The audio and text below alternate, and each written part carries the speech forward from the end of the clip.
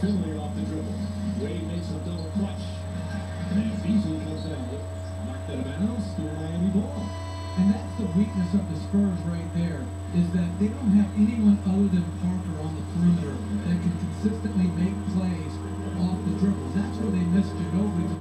You believe that you're actually working on your SAT vocab words. However, you're focusing on two main things, the vocabs and the basketball game. Eventually, you'll feel sleepy as time goes by.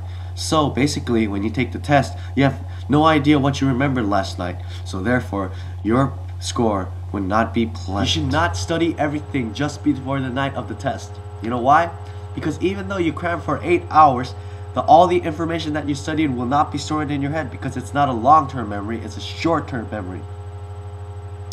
And there's a higher probability if you're memorizing like 100 vocabs in one day and you're taking the test the next day, then you would probably memorize the first and the last words, but you would like forget everything in the middle. So eventually you'll end up with like 30% out of 100, and this effect is called the serial position effect.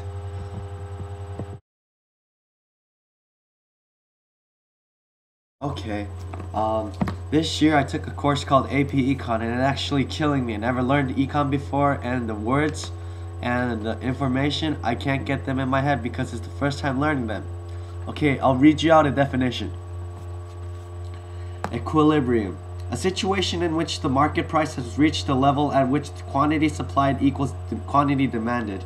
Okay, by reading this, you have no idea what I said if you have no idea about economics. So, let's try to make it like, you know, change the words, make them into your own, and try to like make them memorize more easily. So instead of saying the exact definition and memorizing the exact definition inside your head, try to change a few words. That can actually improve your memory, and it's going to be less time consuming, and it's going to be the same definition after all, so why not do that?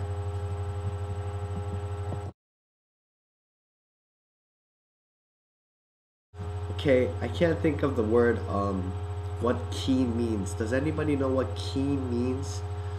Well, in order to memorize your vocabulary better, you can use mental images, like use images in your head, and in order to make them memorize better. So let's say for like movies, think of movies like Jaws. It has a very keen sense of smell. That's what the people always say in the movie. So by using that image of Jaws, keen sense of blank, so see, so that's going to give you an idea about that keen is going to relate to the definition of sharp. So by using those mental images, you can make your memorizing better for vocabulary words or anything else. Yeah, so try using like movies, pictures, or anything to memorize the vocabulary. That really helps.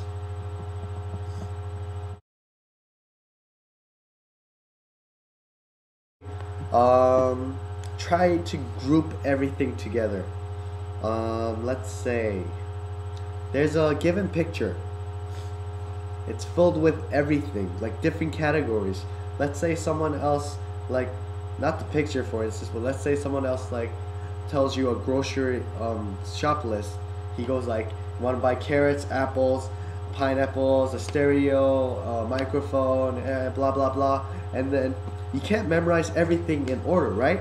So chop them in groups. Fruits with fruits, vegetables with vegetables, machinery with machinery, etc etc. And then so like you remember like, what fruits do I have to buy, what vegetables do I have to buy, not like carrots, oh what did I buy again, no, try to group them. Grouping really helps.